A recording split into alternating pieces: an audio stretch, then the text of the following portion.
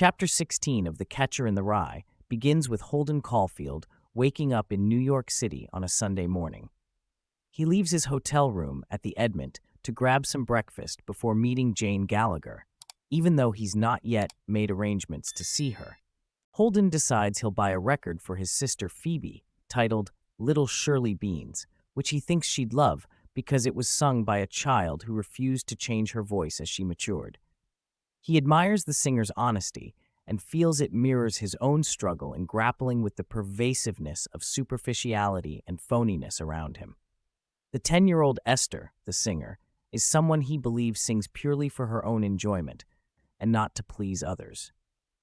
Holden continues to narrate his day, sharing that he had a thought to visit the Museum of Natural History to kill time before meeting Jane. As he walked to the subway, he saw a child singing "If a Body Catch a Body Coming Through the Rye," which lightened his mood significantly. He also mentions how he feels uncomfortable when he sees a poor family that can't afford to buy their kid gloves. He finds it overwhelmingly depressing when he thinks about all the children in the world who want to play but can't afford even simple pleasure. This serves as another demonstration of how Holden is deeply empathetic and concerned with the innocence and vulnerability of children. Holden tries to start conversations with two nuns in the sandwich shop where he has breakfast. Holden is fascinated by the nuns. He admires their kindness and humility, and they make him think about his own sense of purpose and morality.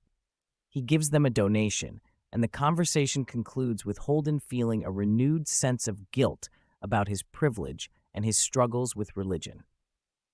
Then, he goes on a date with a girl named Sally Hayes after failing to reach Jane. His encounter with Sally is markedly different from his interactions with the other characters so far.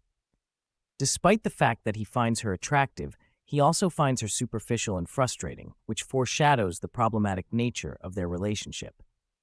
Chapter 16 ends with Holden waiting for Sally and musing about his experiences.